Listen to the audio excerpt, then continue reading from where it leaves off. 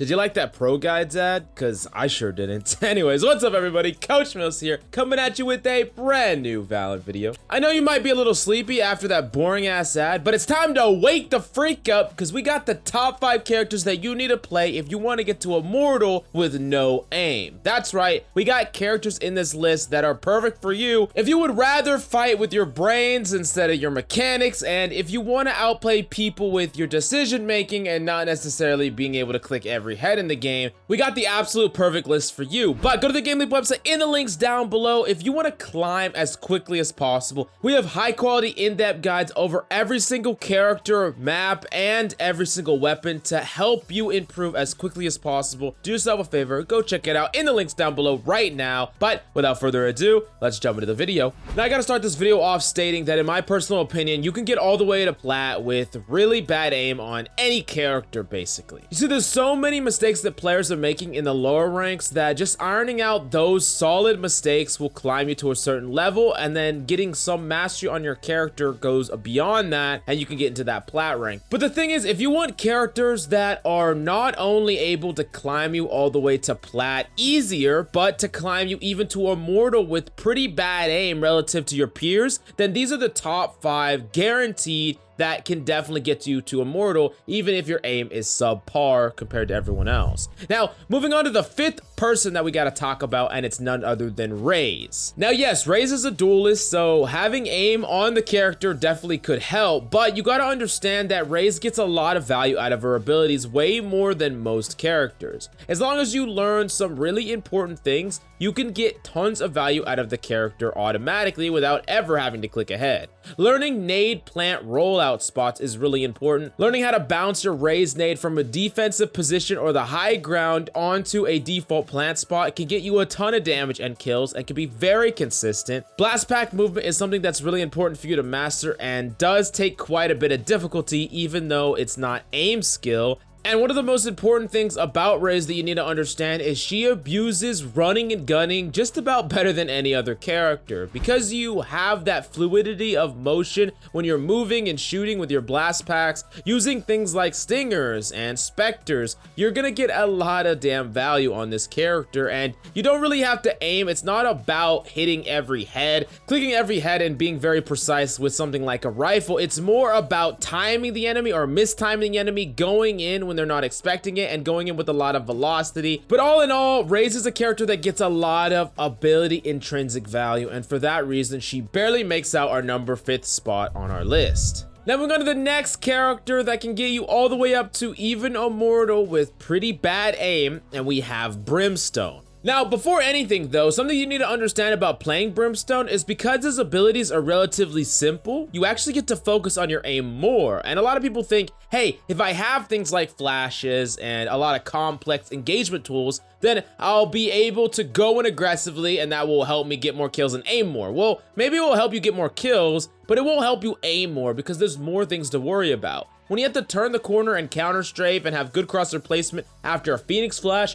that is more difficult than playing default, playing slow, taking optimal duels, and that's something that you could do on Brimstone. You'll notice that you'll be focusing a lot more and hitting more consistent shots with your gunplay in the duels that you're actually getting. But the important thing about Brimstone is that you don't even need to be winning and getting in tons of gun duels to have a lot of impact on this character. First off, you're playing a controller, which every single team always needs a controller. They need that smokes, and sometimes you're gonna go up against enemy teams that don't have smokes, so you're just gonna have an overwhelming advantage against them. And in other times, just being a very consistent and reliable smoker to defensively smoke to relieve pressure and aggressively smoke in the ways that really prevent the enemy from stopping your pushes, this can be the way to bring tons of just overall value to every single team fight. Now, the last thing that Brimstone can do incredibly well is actually shot call. Because you're smoking and a lot of the engagements are going to be based on what you're smoking, when you're smoking, and how many smokes you have, you should be calling a lot of the engagements. Plus, you're going to be alive a lot longer because you're playing in the back of the pack, which means you are more than likely going to be alive to make rotation-based calls, and that's something that you should be doing a lot. Shot calling and playing Brimstone consistently, these are ways that you can climb to even the higher ranks without amazing mechanical skill. Now moving on to the third character on the list that is absolutely an amazing character to climb to Immortal with if you don't have that much mechanical skill, and it's none other than Breach. Now, one of the big things that Breach players just don't do, especially at lower ranks, that if you do set up a lot of the time, you are going to really carry tons and tons of games, and it's just setting up an engagement with another duelist in the game.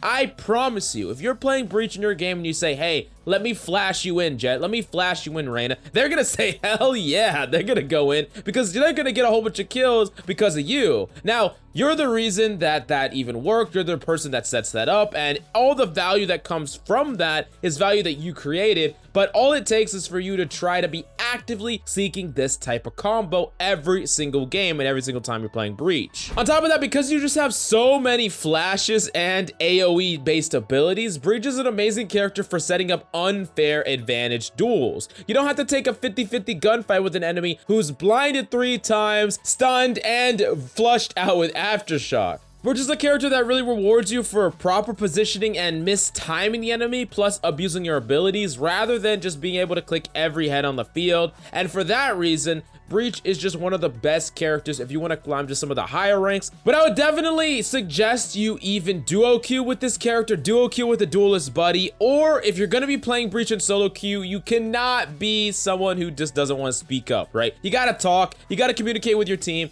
But if you could do that, then Breach might just be the perfect character for you. Now, moving on to the next character that we really need to talk about, the second best character if you want to climb all the way up to the higher ranks, even Immortal, with really bad aim relative to everyone around you, you got to pick up this character, which is Sova. Now, here's the hard truth about playing Sova and climbing all the way to Immortal. If you want to get to a very high rank, even Immortal, with good aim, you don't need to learn every single rollout. You don't need to go crazy average Jonas style. But if you have bad aim, like pretty bad aim compared to most people, and you want to climb to Immortal with Sova, then knowledge is your ally. Being a freaking Sova nerd, that's the way to do it. You got to learn everything. Double shock dart arrows, crazy rollouts that can help your team on the other side of the map. These are all things that you need to learn. The more you learn, the better, because every single little bit of value you get out of an ability rollout that someone else doesn't know is value that you do not have to make up with your gunplay. Now, the beauty of all this is it's just learned knowledge, right? It's not something that you have to actively perform like mechanical skill. It's something that you can learn and absorb and then reproduce in your games. And for those reasons, Sova might just be one of the best characters in the game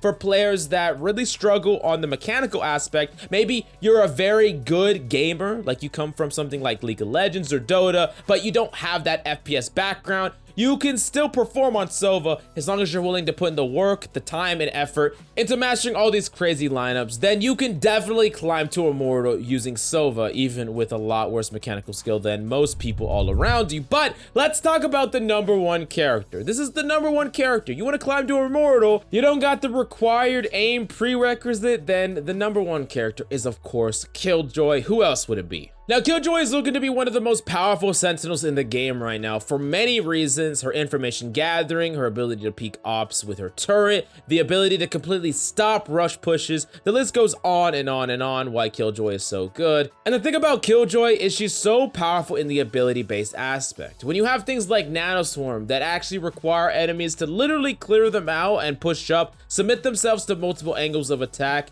in order to stop them, and if they don't, you're gonna do a ton of damage. There's a turret that is absolutely impossible to deal with on pistol round, and of course it slows enemies, sets them up for your combos with your Nanoswarm, and the alarm bot, which just gives you even more information. Killjoy altogether has very, very powerful abilities, not to mention her ult, which is amazing for retakes. All in all, Killjoy has tons of tools to have an impact over the game, gunplay aside. And the thing is, when you're playing on point around a lot of your utility, some of the gunfights you will get in are gunfights that I wouldn't call 1v1, right? You are fighting an enemy, you're shooting at an enemy, but you're usually playing around the point, you're using fighting an enemy that is dealing with your utility, and you're not looking at an enemy when they're looking at you. You're not not taking these straight up gun duels with Killjoy. You're taking an assisted gun duel, you and your utility versus the enemy. And a lot of times you're being very sneaky with it and you're not getting in these direct confrontation type engagements. And overall, Killjoy is just an amazing character to climb. If you're not confident in your mechanical skill, Killjoy can be that great character that will turn your game knowledge and your positioning directly into 1 games, and you can develop your mechanical skill in the process of that. But these are the top 5 characters that I have for you. If you want to climb all the way to the higher ranks with rather poor relative mechanical skill, then do yourself a favor, pick up one of these right now, and then go to the GameLeap website in the links down below for in-depth advanced guides over every single one of them, plus more. Climb yourself to Immortal, cement yourself as one of the best players in the game of Valorant. But thank you so much for coming by. That's all I got for you today. I hope you enjoyed the video. I'm Coach Mills, and I'll see you tomorrow.